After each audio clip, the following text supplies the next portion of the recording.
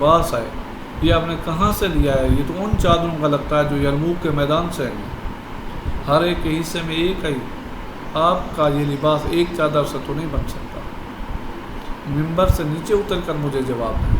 تو آپ ممبر سے نیچے اتر کر آئے اور اپنے بیٹے عبداللہ ابن عمر سے فرمایا کہ اسے جواب دیں۔ انہوں نے فرمایا، جواب دیا کہ ہاں یہ یرموک کی چادروں کا بنا لباس ہے، باقی یہ ایک چادر کی بجائے دو چادروں سے بنا ہے، لیکن یہ امیر المومنین نے اس میں کوئی خیانت نہیں کی۔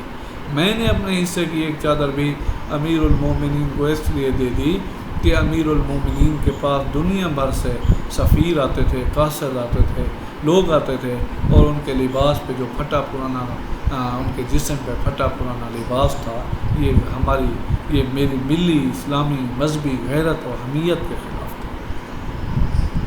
یہ طرز حکمرانی ہے۔ مصری شکایت کے لیے پہنچا تو اب درخت کے نیچے اینٹوں کا تکیہ بنا کے درخت کے سائے تلے آرام فرما رہا ہے۔ عمر کامیاب ہوئی۔ طرز حکمرانی اسے کہتے ہیں۔ فلاحی ریاست اس طرح بنتی ہے۔ مدینہ میں اعلان کیا گیا کوئی ہے غریب زکوٰۃ لے جائے، سارے لوگ دوڑتے ہوئے آئے، کوئی 1 درہم لے کے آیا، کوئی چیز لے کے، کوئی چیز لے کے۔ ہم تو سارے امیر ہیں، ہمارے پاس سب کچھ موجود ہے۔ مسجد نبوی میں غلے کے ڈھیر لگتا ہے۔ آج آپ ذرا حکمرانوں کا طرز زندگی دیکھ لیں، ان کے طور طریقے دیکھ لیں اور ان کا رعایا سے سلوک دیکھ لیں۔ رعایا غریب سے غریب تر 50% آبادی خط غربت کو ٹچ کر رہی ہے، اور حکمرانوں کے محلات بنگلے صرف ملک کے اندر ہی نہیں، ملک سے باہر بڑے بڑے ممالک کے اندر ایک جگہ نہیں، ایک سے زائد جگہوں پر موجود ہے۔ تو یہ سرمایہ، یہ مال و دولت کیسے آئی ہے؟ یہ دولت اگر حلال کی کمائی سے بھی ہے، لیکن وہ یکساں تقسیم دولت کے اصولوں کے منافی ہے۔ اسی طرح جب ہم اس کو دیکھتے ہیں تو اس میں ایک اور پہلو امامت کا ہے۔ امامت سے مراد نماز پڑھانے والا امام نہیں ہے۔ امام سے مراد رہنما، لیڈر۔ اس میں ایک امامت 2 پہلو دیے جاتے ہیں۔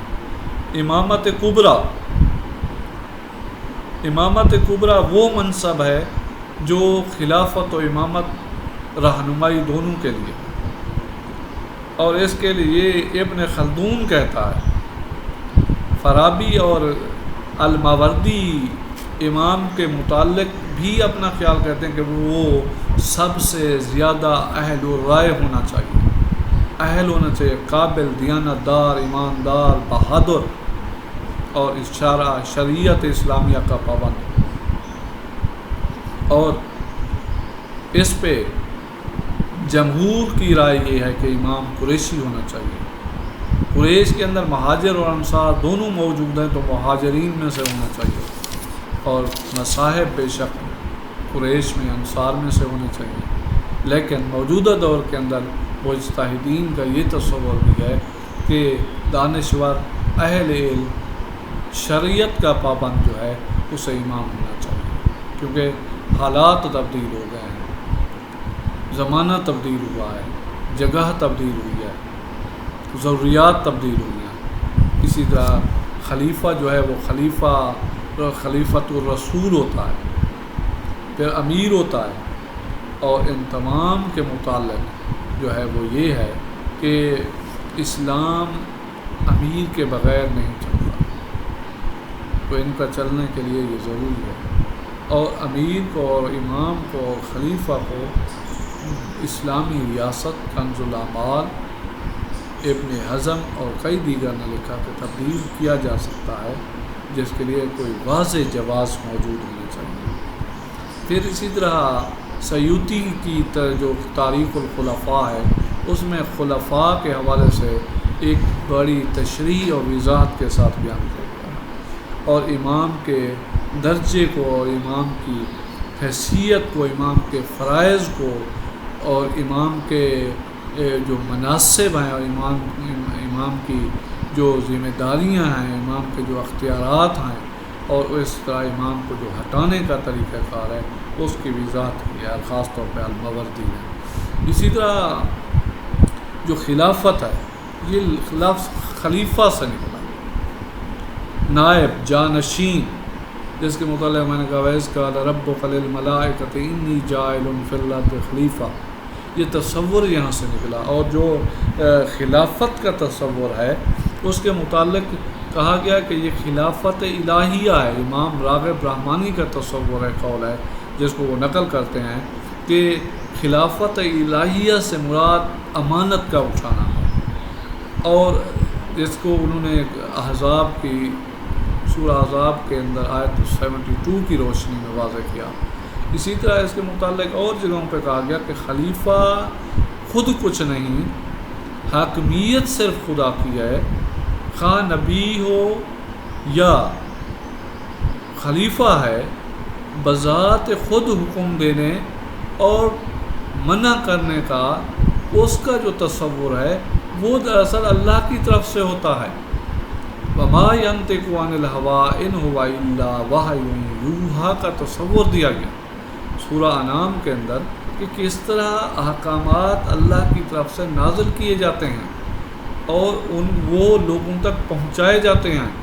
تو اسی طرح صرف یہی نہیں بلکہ قرآن مجید کے اندر مختلف جگہوں پہ خلافت کے تصور کی وضاحت ہوئی کہ اللہ تعالیٰ کے جو انبیاء تھے وہ خود ہی خلفاء تھے۔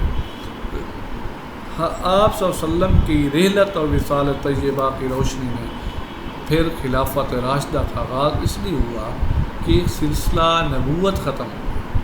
ما کان محمد ابا احد من رجالکم ولکن رسول اللہ وخاتم النبیین لا نبی بعدی ولا بعدکم محمد صلی اللہ علیہ وسلم خاتم النبیین، آپ کے بعد کوئی نبی نہیں ہے گا، آپ کے بعد کوئی اور امت نہیں ہے۔ جو نبی ہونے کا دعویٰ کرتا ہے وہ جھوٹا ہے اور کذاب ہے۔ محمد صلی اللہ علیہ وسلم کے بعد کوئی اور نبی نہیں ہے، نہ مہر سخت ہو گئی ہے، دین مکمل ہو گیا ہے۔ الیوم اکملت لکم دینکم واتممت علیکم نعمتی ورضیت لکم الاسلام دینا۔ 8 جون سن 632 عیسوی کو 9 ذی الحج سن 10 ہجری کو میدان عرفات کے اندر یہ واضح اعلان کر دیا گیا دین کی تکمیل ہو گئی، دین کی تکمیل ہو گئی۔ محمد صلی اللہ علیہ وسلم خاتم النبیین ٹھہرے ہیں، اور اس کے بعد جو سلسلہ خلافت تھا وہ آپ کے صحابہ کے اندر آیا اور آپ کے صحابہ نے اس کو آگے بڑھایا، اور 30 سالہ پیریڈ ایک خلافت راشدہ کا ہے، جس کے بعد خلافت کی جو تبدیل نیچر تھی اس کے اندر تبدیلی آئی، اور حضرت امیر معاویہ خلافت بنو امیہ کے بانی قرار پائے۔ پھر یہ خلافت 132 ہجری تک چلتی رہی، 11 ہجری سے لے کر سن 40 ہجری تک خلافت راشدہ، 40 ہجری سے 132 ہجری تک خلافت بنو امیہ، 132 سے 132 ہجری سے لے کر تقریباً 750 ہجری تک، 1258 عیسوی تک خلافت بنو عباس، اور پھر 1299 1300 سے لے کر 1924 تک مختلف انداز میں خلافت عثمانیہ جو ہے یہ قائم رہی۔ تو خلیفہ جو ہے اس کے وہی فرائض ہیں، نیکی کا حکم دے، برائیوں سے روکے، زکوٰۃ، شریعہ، ان تمام کا وہ نفاذ کرے۔ ماوردی نے 10 فرائض بتائے ہیں کہ خلیفہ دینی اقدار کی حفاظت کرنے والا ہو، عدل و انصاف کا حکم دینے والا ہو، امن و امان قائم کرے، جرائم کا خاتمہ کرنے والا ہو، اسلامی تعزیر قائم کرے، ملک کی حفاظت کرے، دین کی اشاعت کرے، شرعی واجبات ٹیکس وصولی کرے، مستحقین کی مدد کرے، دیانتدار افراد مقرر کرے، احتساب اور امور سلطنت کی نگرانی کرے۔